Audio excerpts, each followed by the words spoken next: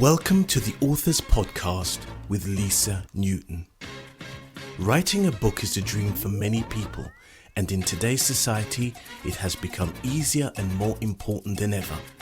If you are an expert, speaker, coach, or an authority in your field, having a book is the new business card.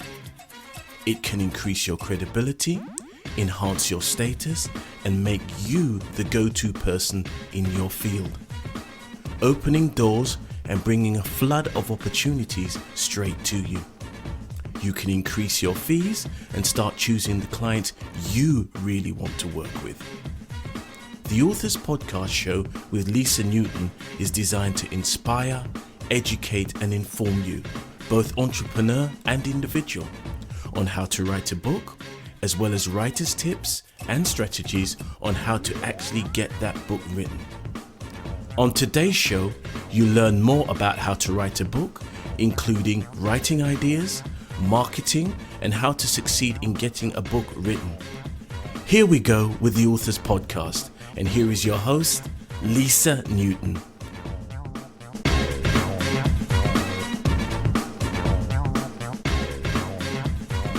Hello and welcome to another episode of the Authors Podcast. Today, my guest is Christine Whitmarsh. Christine is a best-selling celebrity ghostwriter who helps authors, speakers, entrepreneurs, and high-profile personalities develop, write, and promote books that make a difference in the lives of their readers. A ghostwriter since 2001, Christine has worked with traditional and independent publishing companies, including Simon & Schuster and Penguin Books USA. In addition to penning dozens of titles for her clients, Christine is the #1 Amazon best-selling author of the content marketing book Personal Paparazzi, Your Brand Story Told Your Way, the novel Canyon Road, and the book Nuke the Elephant, From Freelancer to Project Ringmaster, a project management guide for freelancers looking to level up their careers.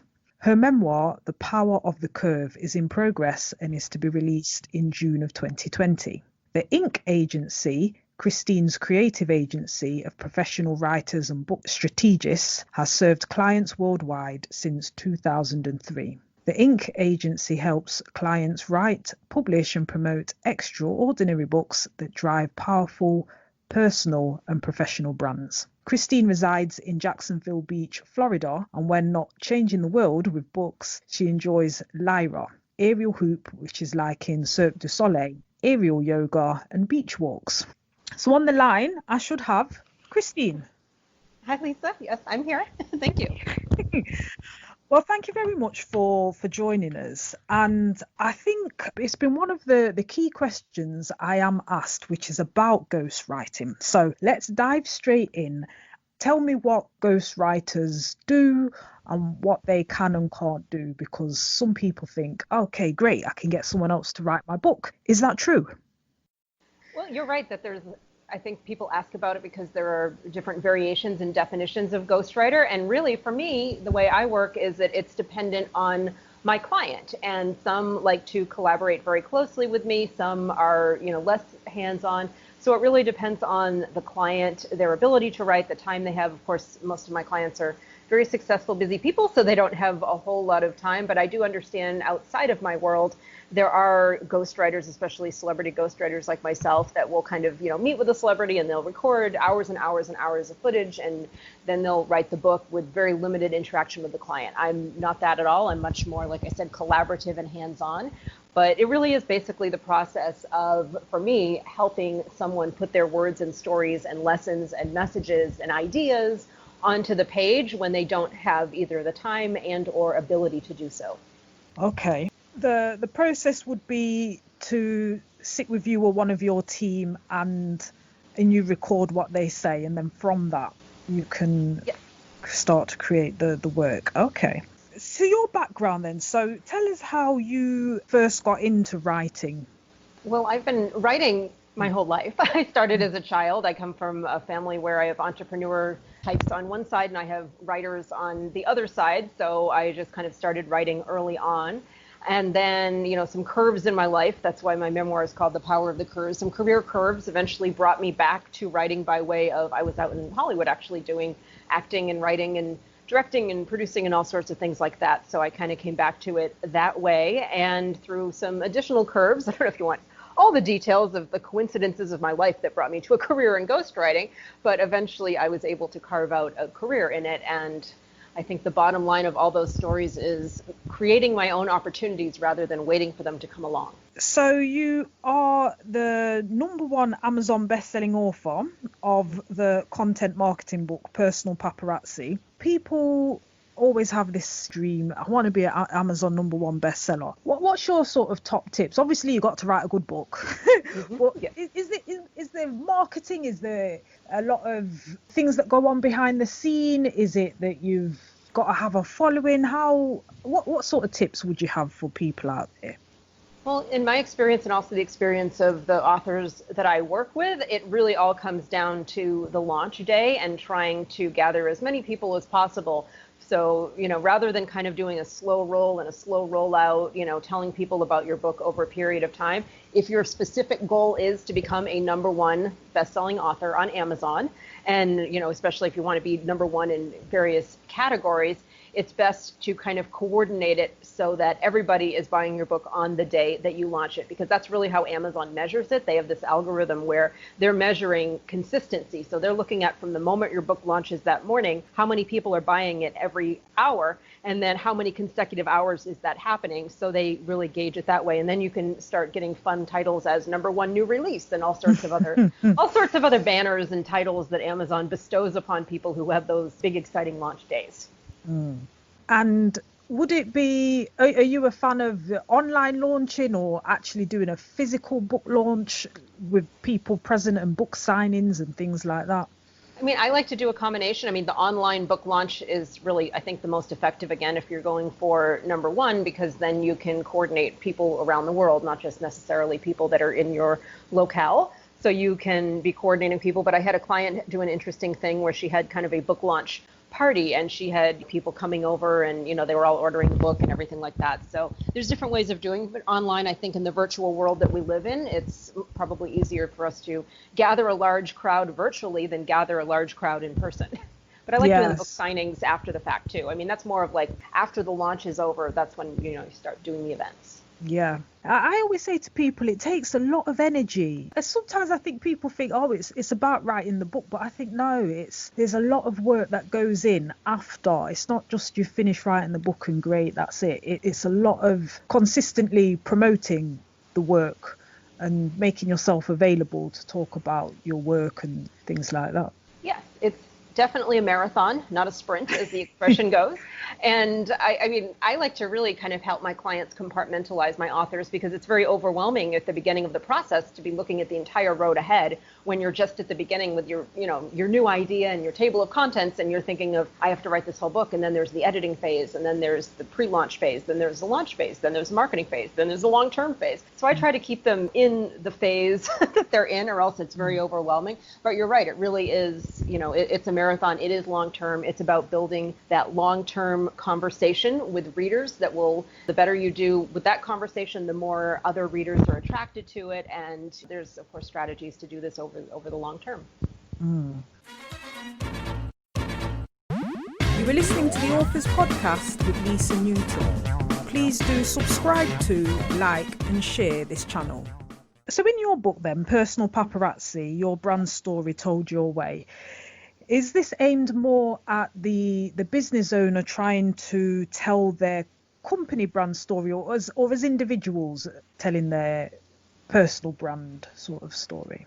It can be used for both personal brands and company brands. The whole idea is really kind of how to kind of dominate the internet by creating a lot of content.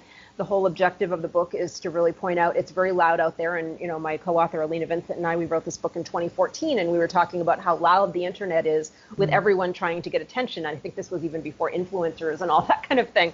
So it's even louder now, 5 years later, than it was when we wrote the book. So it's even more important to be constantly creating. It's no longer, you can write a blog post a month and maybe once in a while create a social media image. You need to just be creating a constant flow of content and have it be consistent and have the message and the imaging be consistent that leads back to you and leads back to your website and your online presence. Because if you don't, it's very easy to get drowned out. And the other thing is, if this is the paparazzi part, if you don't control your own image by creating all that content, the internet will kind of decide what they think of you, which means in business, your competitors will frame you a certain way. As a personal brand, the same thing. So the two aspects of that is making yourself seen and heard on the internet, and then making sure that the content that's out there about you is what you want to be out there. And the best way to do that is create it yourself. What would you say to all those people who just say, I haven't got the time, Christine, I'm just bogged down with just everything. What platform am I supposed to be on? I'm tweeting, I'm Instagramming, I'm Facebooking, I'm LinkedIning, and I'm trying to find a funny meme to, and just, I'm overwhelmed. What would you say? Well, definitely. I used to be that person, by the way. I used to be like anytime I was doing anything that wasn't client work, I felt incredibly guilty. So I was totally this person. And I really, had to start investing in my online presence and my brand. And it's been definitely worth it, especially this year when I kind of went all in and did all the things that I said in the book 5 years ago. And it's been working out very well. But I would say, start with a strategy. And the first point of that strategy, you mentioned the different social media channels, is make sure that you have a clear purpose and understanding of why you are on every channel. Don't be on Snapchat just because you heard it's really cool to be on Snapchat and you have to be on Instagram and have to be on LinkedIn. Make sure that you have a purpose that goes with your mission, whatever your mission is as a personal brand or a company brand. You're on Instagram to put this specific message out to these people. You're on LinkedIn, to put this message out to these people. And they can be similar, but if you don't understand your why for doing things, that makes it definitely seem like you're pushing a boulder up the hill. What I find is, if you have a why, everything kind of seems a little bit more easy and definitely more fun.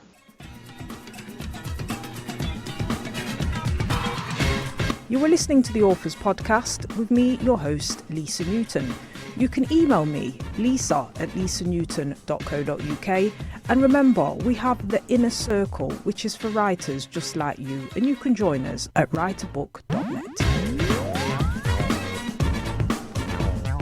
If you're just tuning in, I'm talking to Christine Whitmarsh, who resides in Jacksonville Beach, Florida, and helps authors, speakers, entrepreneurs and high-profile personalities develop, write and promote books that make a difference in the lives of their readers.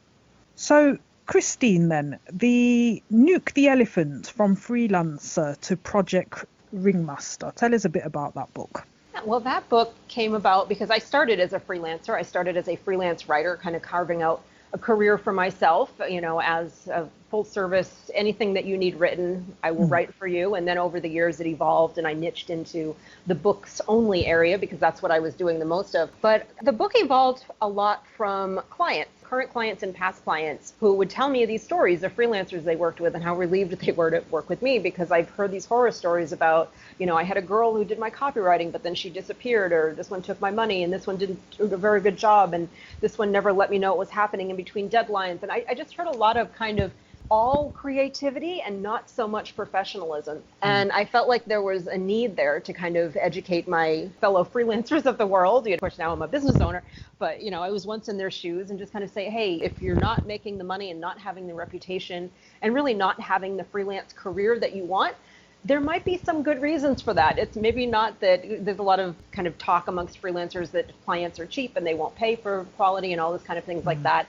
And as much as that's probably true to a certain degree, there's, the book is about, well, there are things that you might not be doing as a freelancer that you could be if you were more professional, if you communicated with clients, if you didn't take things personally, if you were very proactive, if you were looking for ways to improve the product, and if you're looking for ways to create even more value for them. In other words, you're acting more like a company than a freelancer. You're probably going to attract higher level clientele that are less problematic, and they're going to pay you more money, and you're probably going to have a much happier, more lucrative career than you would now if you're not putting on that professional front.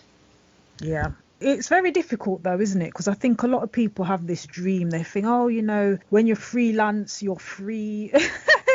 You work for yourself. You get to choose the hours you want. You can have a walk down the beach if you want to. You can take the day off. You are your own boss. But there's a lot as well that goes on behind the scenes. And it's I don't think anyone really prepares you for it, really.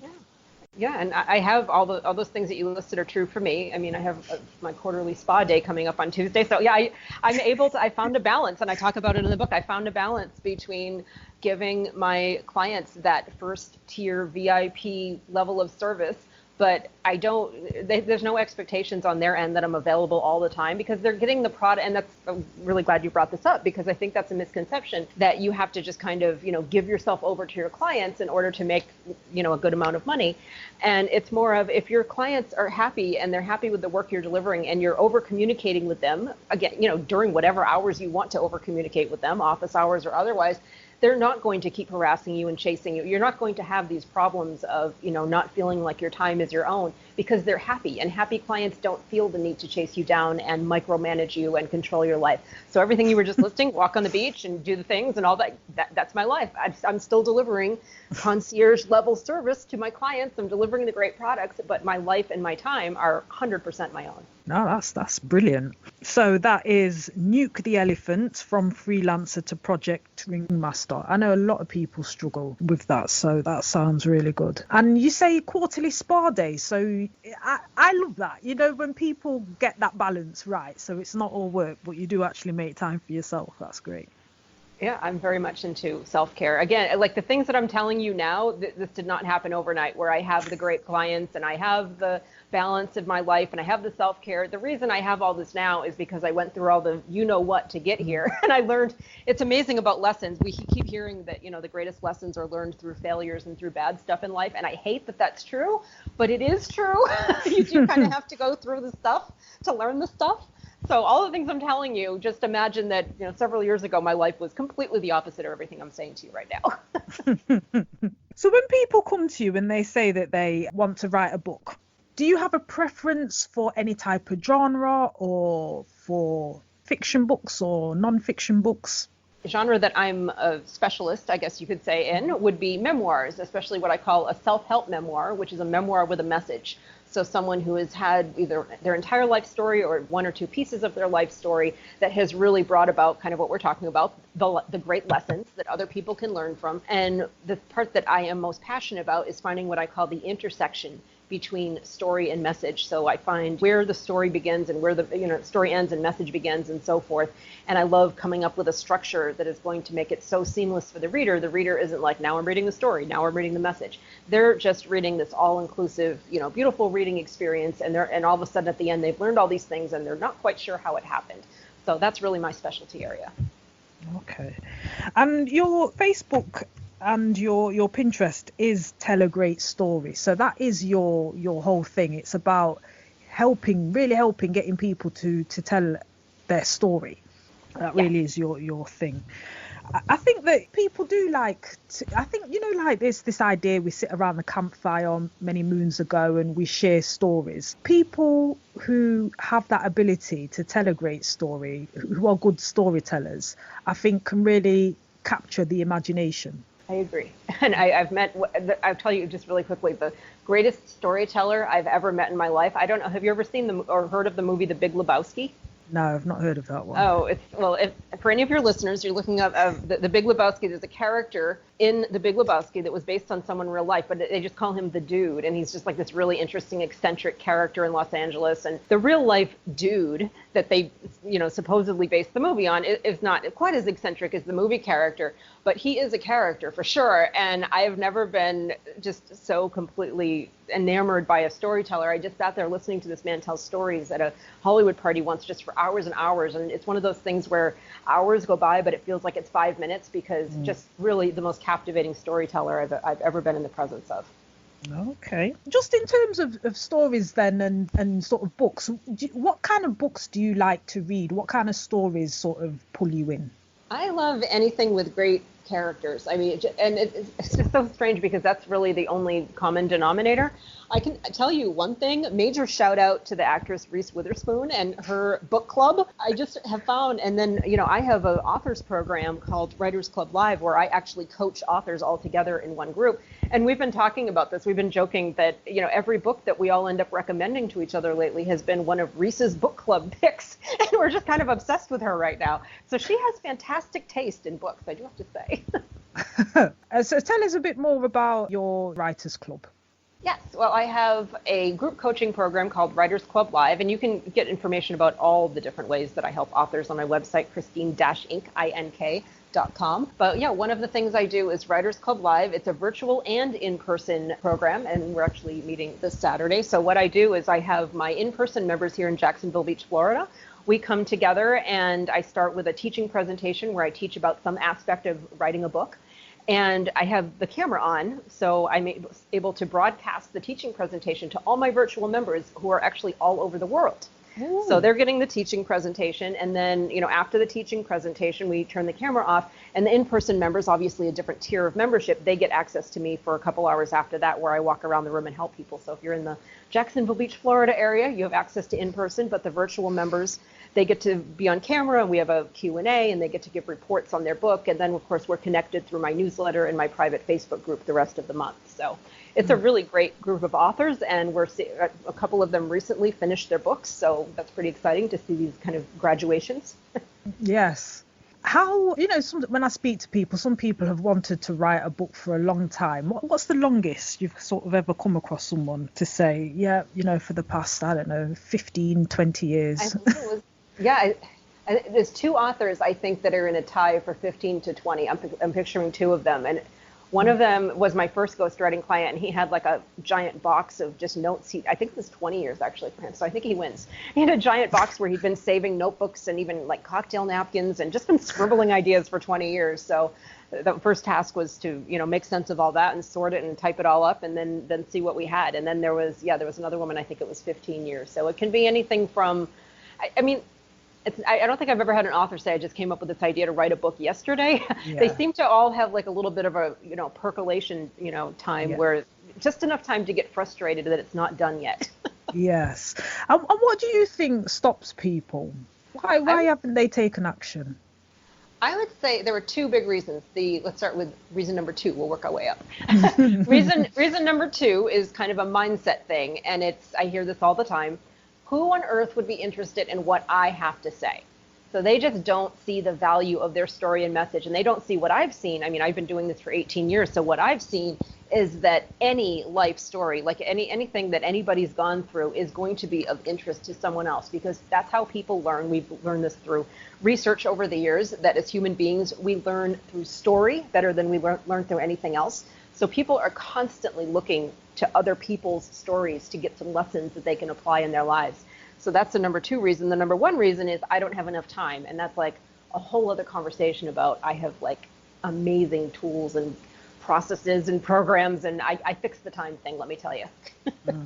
And I would imagine that when it is, I know that I make time, particularly for things when I have to go out. So if it was a networking event, I always seem to have time for that. And I think that when you have a coach and when you've set a time aside, you've got no excuse but to actually do the thing that you're supposed to do, which is write your book, when you're part of a program, one like what you run. So people have no excuse then, because they have to be there.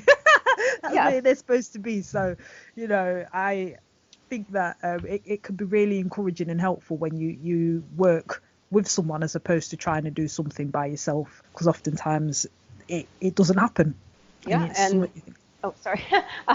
then even, just going, if you don't want to work in a program, just schedule it on your calendar and pretend that your calendar is your accountability buddy. But I was going to mention also, I have, outside of my formal program, I have a free group on Facebook called Ink Authors. Everything in my life is ink. I-N-K.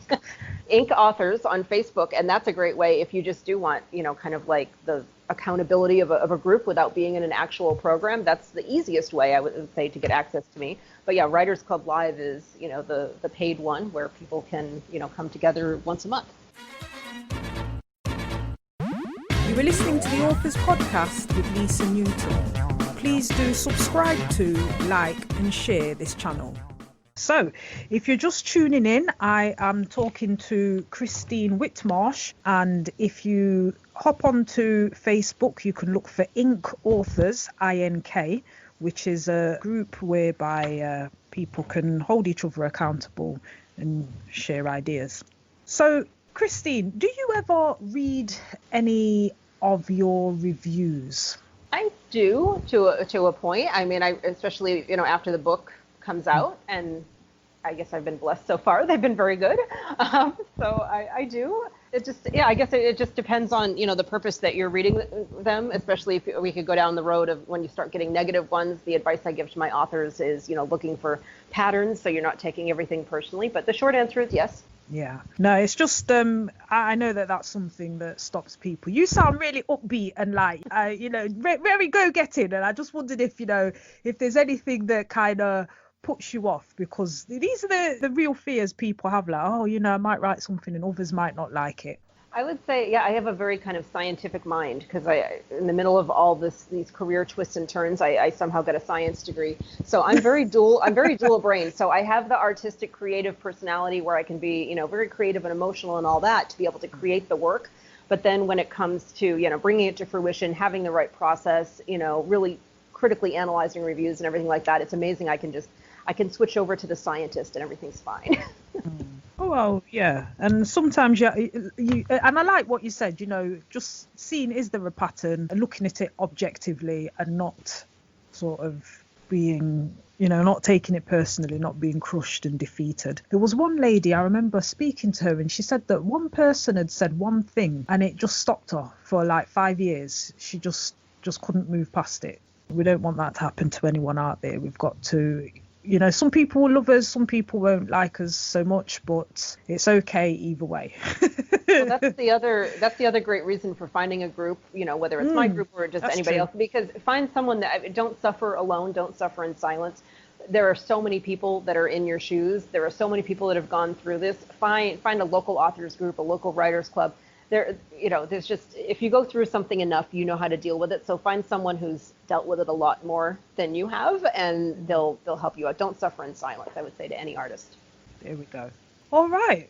Well, Christine, you speak really quickly. Like I hope that this is one of those podcasts you can listen to at double speed. You've got to take your notes here, because Christine has shared a lot with us here. Any final words? Tell your story. It can change the world. How's that? Yeah, no, excellent. And so for people to get hold of Christine, the website is christine-inc.com, and Christine is spelled CHRISTINE-INC.com. Christine can be found on facebook.com/Tell a Great Story, and also there is the Facebook group Ink Authors. Christine can be found on LinkedIn and on Instagram as Christine Whitmarsh, and on Twitter as Christine_Ink. All the notes will be in the podcast. So, Christine, thank you very much for your time and for sharing. Yes, thank you, Lisa. Yeah, and just great. And just one last question though before. Did I get it right? Where I've got here Lyra. Lyra. It's Lyra. Okay. Yeah, Lyra. This is, talk about work-life balance. This is a recent hobby of mine in the last couple of years. And the Cirque du Soleil, the performers, it's the hoop that's in the air where the people are doing the gymnastics in the hoop. I've never done gymnastics in my life, but suddenly I'm doing aerial arts. I have another show coming up in December. This is how I stay in shape, believe it or not. So you're in a show where you do this? Oh yes, I've performed a couple times just in showcases at my circus school. I go to a circus school, and some people. I mean, it's just hilarious because most people there are half my age, and they were dancers or gymnasts growing up. I was a writer and played the flute growing up. I just really was very bored with walking on the treadmill at the gym, and I wasn't doing it. So I had to find for me, one of my core values is fun, and I needed to find a way to stay in shape and I like to be strong and in shape. And I needed a way to have fun doing it, and going to the gym was not fun. I came across this and I said, I will never be bored doing this. Wow, you're in a show. So, right, that's really good. I don't have a boring life. No, absolutely. This is it. So, sometimes people think, oh, authors, nerds, they lock themselves away, with their, I don't know, typewriter and you never see them. But no, you sound very interesting. I do that the rest of the time. I'm definitely like, what do they call it? Ambiverted, where I'm introverted, extroverted. So I can, sit here for a couple days when my husband's on the road working and not talk to a single soul and just be working on client books for days. And then I go and fly in the air like an acrobat. So I'm definitely, it's like being the science brain and the creative brain. I'm also introverted, extroverted. So that is Christine Whitmarsh. Christine's creative agency helps authors, speakers, and entrepreneurs develop, write, and promote books that make a difference in the lives of their readers. Christine, thank you very much for joining me on the Authors Podcast.